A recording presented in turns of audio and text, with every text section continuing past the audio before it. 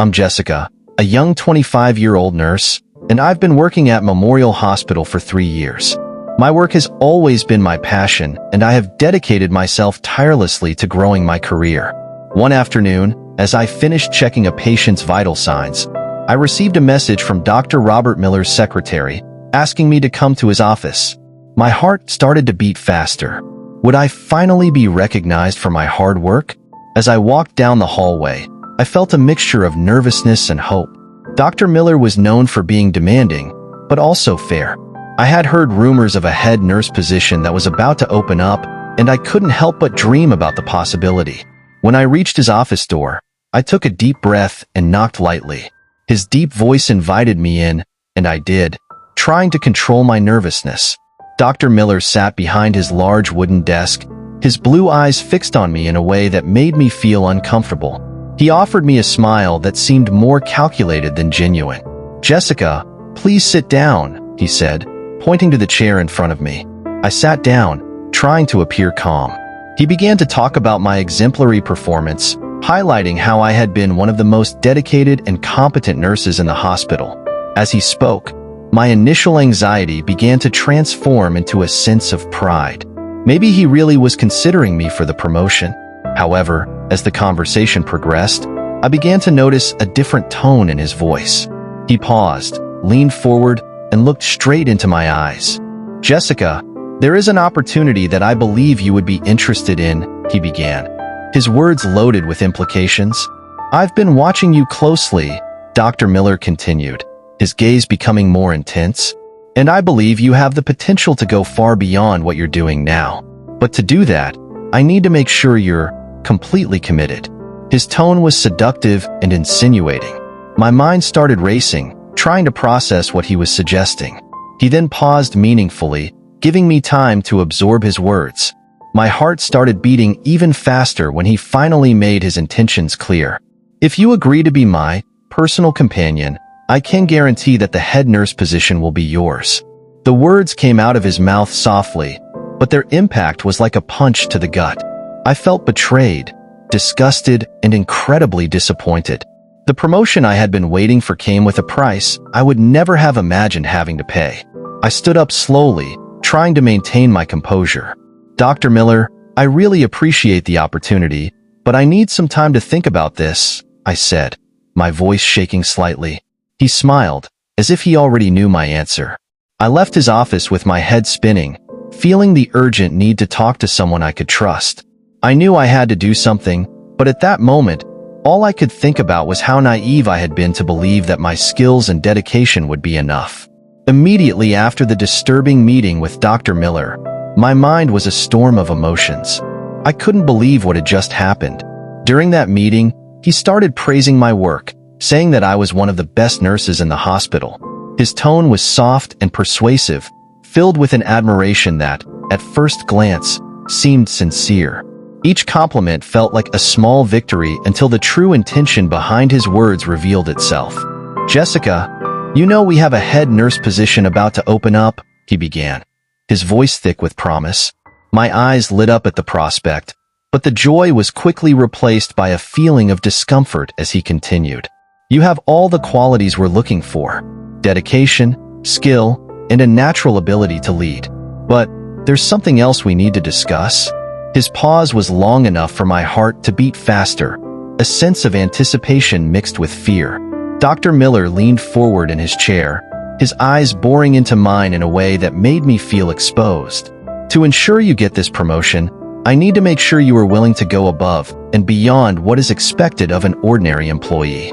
His words were carefully chosen, but the insinuation was clear. I should be more than just your employee, should be your lover. Shock washed over me, and I struggled to maintain my composure.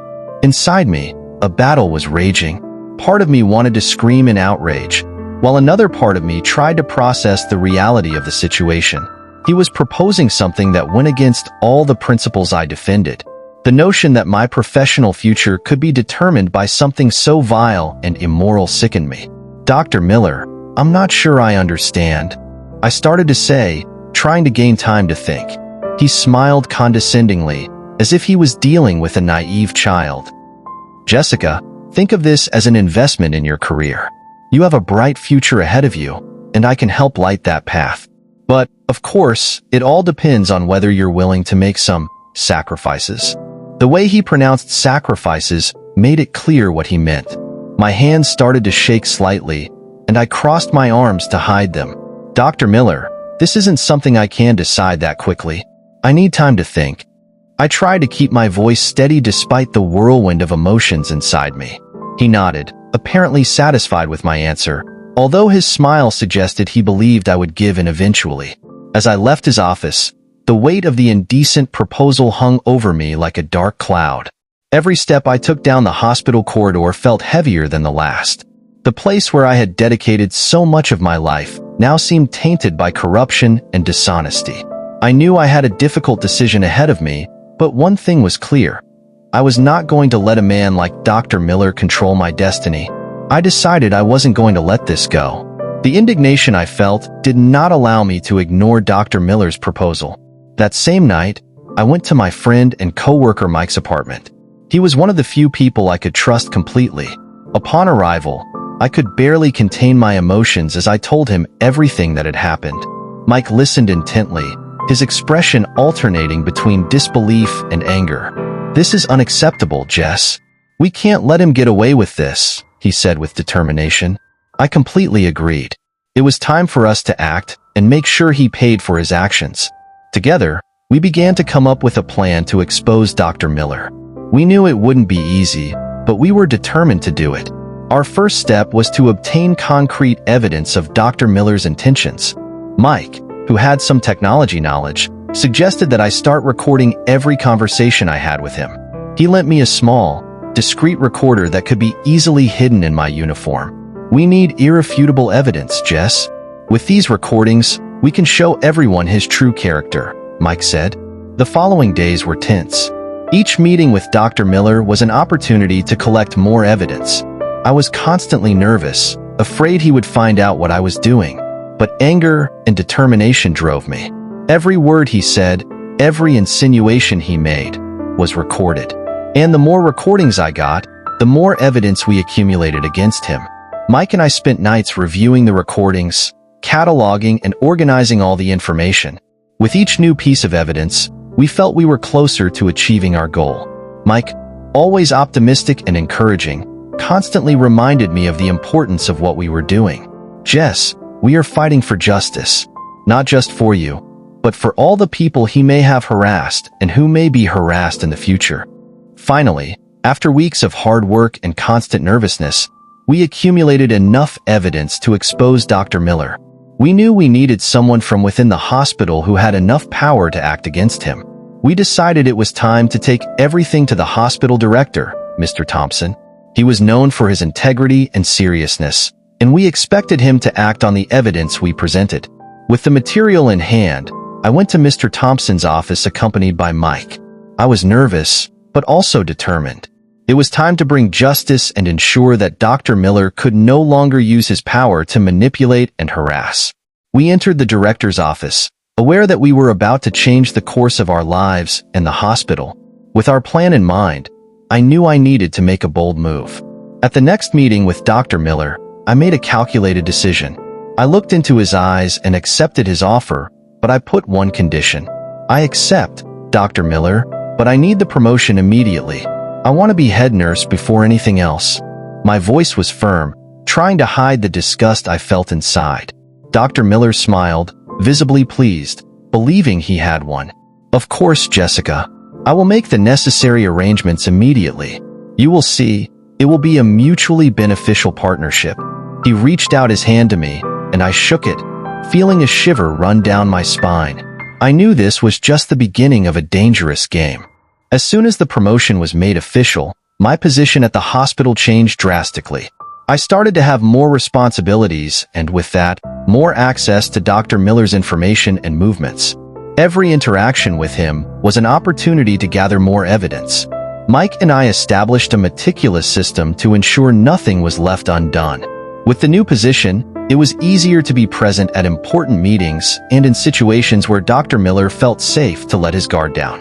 He, believing that I was submissive to him, began to be more open and relaxed in his comments and insinuations. His every word was accurately recorded and documented. Mike and I met every night to review the recordings and discuss our next steps. Every day, the evidence against Dr. Miller became more robust. We had recordings of compromising conversations, text messages, and even testimonies from other nurses who had been in similar situations. Our confidence grew as the case against him strengthened. The tension was palpable. Every encounter with Dr. Miller was a test of endurance. I had to maintain the facade of loyalty while inside. I counted the days until the moment we could take him down. Every fake smile, every nod was a reminder of what was at stake. I knew I couldn't make mistakes. One slip could jeopardize everything. Finally, with a significant amount of evidence in hand, Mike and I decided it was time to act. We had everything we needed to expose Dr. Miller and his unacceptable conduct. I arranged a meeting with Mr. Thompson, taking with me all the evidence we had collected. We were ready to reveal the truth and bring justice to Memorial Hospital. I planned a dinner with Dr. Miller at my home, presenting the occasion as an intimate celebration of my promotion and the beginning of our relationship. Dr. Miller took the bait easily, without suspecting anything. As I prepared my house for dinner, Mike and I worked out every detail of the plan. He would be hidden in the guest room, with recording equipment ready to record every word. When the night of the dinner arrived, I was nervous but determined. I prepared an elaborate meal and lit candles to create a welcoming atmosphere. Dr. Miller arrived punctually, bearing a bottle of expensive wine and a confident smile. "Good evening, Jessica. You look stunning," he said as he entered, his gaze sweeping around the decorated room. Keeping up the facade, I thanked him and invited him to sit down. We chatted about trivial topics while I served the food, trying to appear relaxed and interested. Dinner proceeded without incident, but the real trap was yet to come. After the meal, I suggested that we go to the living room, where we could talk more privately. I led Dr. Miller to the couch, sitting next to him and pouring more wine.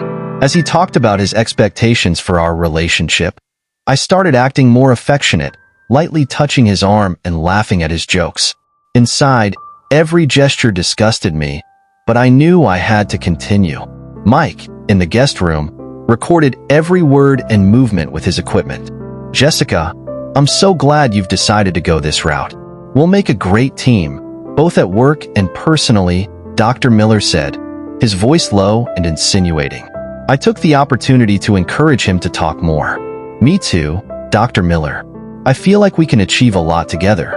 But I need to know what kind of commitments you expect from me," I said, my voice soft and curious.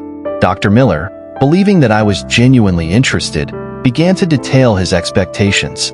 His every word was a confirmation of his manipulative and inappropriate intentions. He talked about secret meetings, professional benefits, and how I could be his special confidant. Each revelation added to our collection of irrefutable evidence. After what seemed like an eternity, Dr. Miller finally said goodbye, satisfied with the night's progress. As soon as the door closed behind him, I ran into the guest room where Mike was hiding. "We got everything," he said, showing the recordings. Relief and satisfaction washed over me. We knew we had enough to expose Dr. Miller and end his reign of manipulation and harassment. The next day, I woke up with a feeling of renewed determination. I grabbed the folder with all the recordings and evidence that Mike and I had compiled and went straight to Mr. Thompson's office. My heart pounded as I approached the door, aware that this was a defining moment. I knocked lightly and was greeted by the secretary, who led me to him immediately. Mr. Thompson greeted me with a cordial smile, but soon noticed the seriousness in my expression. "Jessica, what brings you here so early?" he asked, worried. I took a deep breath and sat down across from him, placing the folder on the table. "Mr. Thompson, there is something very serious I need to show you. It's about Dr. Miller," I began, my voice firm but full of emotion. As the recordings began to play, I watched Mr. Thompson's expression change from curiosity to incredulity and finally to outrage. Dr. Miller's words echoed through the office, each sentence damning proof of his unacceptable conduct. When the last recording ended, Mr. Thompson was silent for a moment, taking in everything he had heard. "Jessica, this is shocking. I can't believe someone in your position would behave this way. We need to act immediately, he said, with fierce determination. I agreed, feeling a weight lifted from my shoulders. Yes, we need to confront him and expose his actions so everyone knows the truth. He cannot continue to abuse his power. We decided the best approach would be a direct confrontation, with Mr. Thompson leading the charge. We summoned Dr. Miller to an emergency meeting in the principal's office. He arrived confidently, without suspecting what was coming. When he entered, he noticed my presence and a slight uneasiness appeared on his face, but he quickly hid it with a fake smile. "Dr. Miller, please sit down," said Mr. Thompson, his voice firm and authoritative. When he complied, the director began to speak. "We have something very serious to discuss. Jessica has brought to my attention some recordings that we need you to listen to." With that, Mr. Thompson began playing the recordings. With each word, Dr. Miller's expression changed from surprise to shock and finally to despair. When the recordings ended, Dr. Miller tried to defend himself, but his words were useless. "This is a conspiracy. Jessica is lying," he exclaimed, but the evidence was irrefutable. Mr. Thompson interrupted, his voice firm. "Dr. Miller, the evidence speaks for itself. Your actions are unacceptable and go against everything this hospital stands for. You are suspended immediately, and a full investigation will begin." As I left the office, I felt a mixture of relief and triumph. The entire hospital was about to be rocked by this revelation, but the truth needed to come out. I knew the road ahead would be difficult, but I was ready to face the consequences and ensure justice was served. I called Dr. Miller into Mr. Thompson's office, disguising my tension with a facade of normalcy. He entered smiling, confident, and without suspecting anything, but his face changed drastically when he saw that he was not alone. I was there, next to Mr. Thompson, with a determined expression. The atmosphere in the office was heavy, full of expectation and tension. "Dr. Miller, please sit down," said Mr. Thompson, his voice cool and professional. Dr. Miller hesitated for a moment, but eventually complied, sitting in the chair across from us. The confidence he displayed upon entering was beginning to waver. Mr. Thompson wasted no time and began speaking. "We have some very serious matters to discuss. Jessica has brought to my attention substantial evidence of inappropriate conduct on your part." When I began playing the recordings, Dr. Miller became visibly uncomfortable. Every word that came out of the speakers sounded like a condemnation. His expression went from surprise to shock and finally to despair. He tried to interrupt several times, but Mr. Thompson silenced him with a firm gesture of his hand. "Listen to everything, Dr. Miller. You will have your chance to speak," he said, deadpan. With the evidence laid out, Dr. Miller tried to deny everything, his voice shaking with the intensity of his denial. "This is a setup. Jessica is lying. These recordings are fake," he exclaimed, desperately trying to find a way out. But the evidence was irrefutable, and his protests rang hollow in the face of the clarity of the recordings. Each attempt at defense was quickly dismantled by the facts we had gathered. Mr. Thompson looked him straight in the eyes, his voice low but full of authority. "Dr. Miller, the evidence speaks for itself. Your conduct is unacceptable and goes against everything this hospital stands for. You are suspended immediately, and a full investigation will begin." Dr. Miller turned pale, realizing there was no way out. It was over, and he knew it. As he left the office, Dr. Miller looked like a shadow of the confident man he had entered. The news of his suspension would soon spread throughout the hospital, and everyone would know the truth. I stood next to Mr. Thompson, feeling a mixture of relief and triumph. We knew the road ahead would be difficult, but we were ready to face the consequences and ensure justice was served. With Dr. Miller out of the way, the hospital began to breathe an air of renewal. My determination and courage had exposed a grave injustice, and it brought a new era of transparency and accountability to Memorial Hospital. As I walked through the halls, I felt the looks of respect and gratitude from my colleagues. The battle was far from over, but we had taken a huge step towards justice. Dr. Miller was immediately suspended from duty, and the news spread through the hospital like wildfire. Within hours, the hallways were filled with murmurs and shocked looks. The fall of a man who, until then, was so respected, left everyone in a state of disbelief. The employees looked at each other, trying to process the sudden revelation and how quickly everything had happened. The official investigation was swift and relentless. The recordings that Mike and I had collected served as decisive evidence, supplemented by testimonies from other nurses who had faced similar situations but never had the courage to speak out. The hospital brought in an external team of auditors and ethics experts to ensure the investigation was conducted fairly and impartially. Each new discovery strengthened the case against Dr. Miller. In addition to moral and sexual harassment, several other cases of abuse of power and manipulation came to light. The extent of his actions was surprising and disturbing. The hospital administration, led by Mr. Thompson, decided not to waste any time. In an emergency meeting, the decision was made. Dr. Miller would be fired with immediate effect.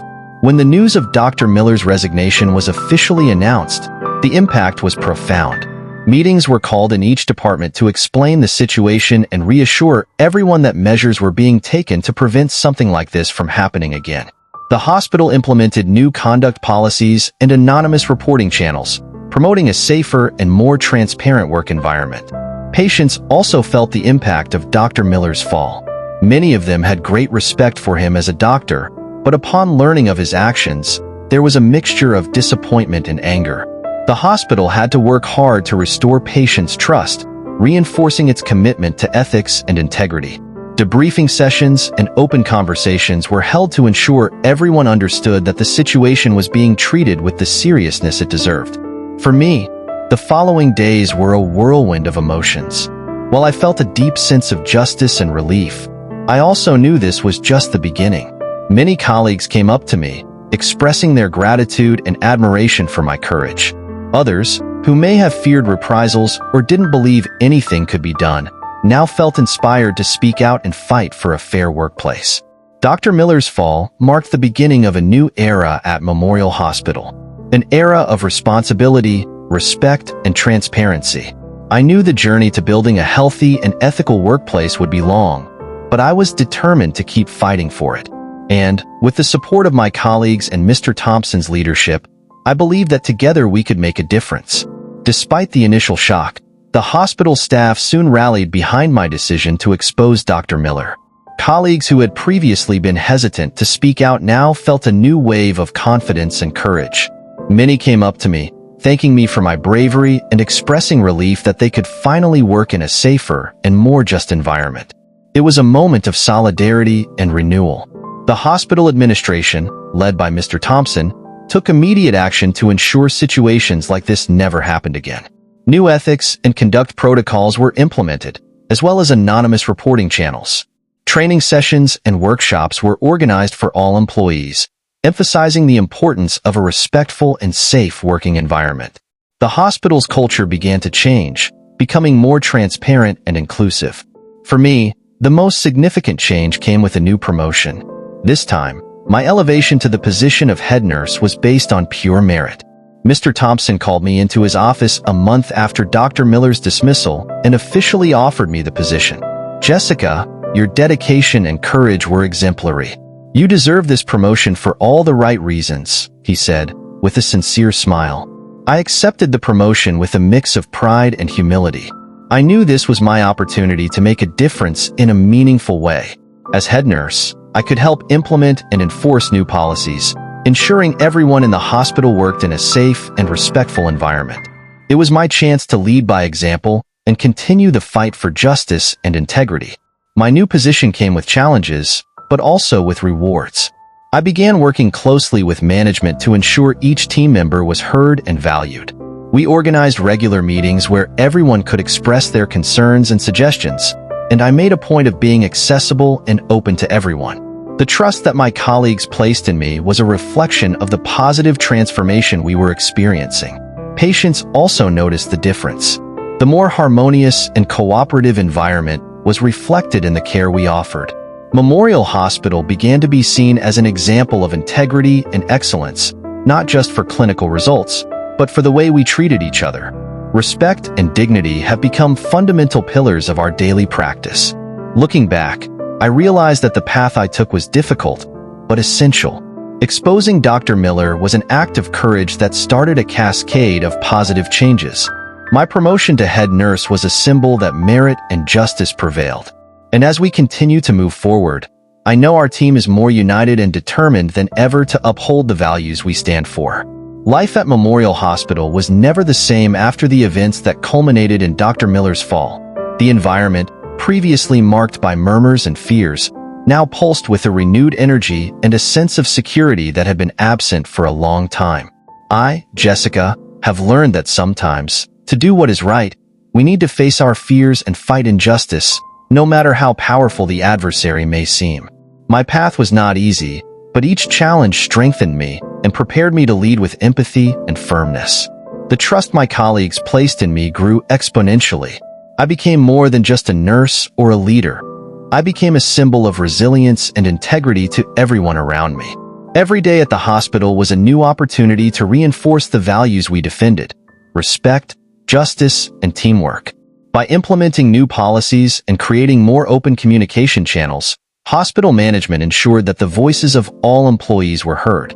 Mr. Thompson and I worked tirelessly to strengthen the organizational culture, promoting ongoing training and creating spaces for open dialogue. The results were palpable: an increase in employee satisfaction and a notable improvement in the quality of care provided to patients.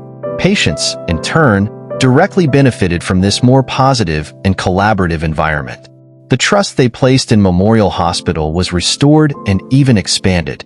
They knew they were being cared for by a team that valued not only technical competence, but also respect and human dignity. The hospital's reputation grew, and we soon became a model of excellence and ethics in the medical community. My journey has also had a profound personal impact. The courage I found to stand up to Dr. Miller and expose his actions gave me a new perspective on my own strength and ability to influence change. I realized that when we fight for what is right, we are not only standing up for ourselves, but also those who don't have a voice or courage to speak out. This understanding brought me deep and lasting satisfaction. And so, the young nurse who once trembled with nervousness upon entering her boss's office transformed into a respected and admired leader. Dr. Miller, in turn, would never forget the lesson he received. His fall served as a powerful reminder that no one is above the principles of justice and respect. As I looked to the future, I knew the road ahead would continue to have its challenges, but I was prepared, not only to face them, but to lead my team with the same courage and determination that brought me here. Memorial Hospital would prosper, not just as a healthcare institution, but as a beacon of ethics and humanity in the community. And so, I concluded my initial journey, knowing that every step taken was towards a fairer and brighter future for all of us.